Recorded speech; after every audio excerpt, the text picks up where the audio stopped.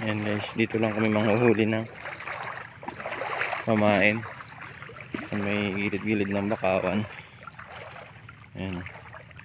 Ayan yung floating cottage. So, ito lang yung gagamitin namin pangati. Tinalian lang na bato. So, kaya hagis mo lang na ganyan guys. Tapos tingnan mo lang kung susunod sila.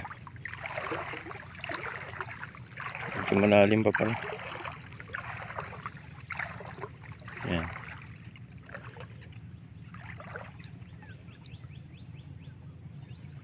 Doon lang kami sa likod ng Pulong Ibon.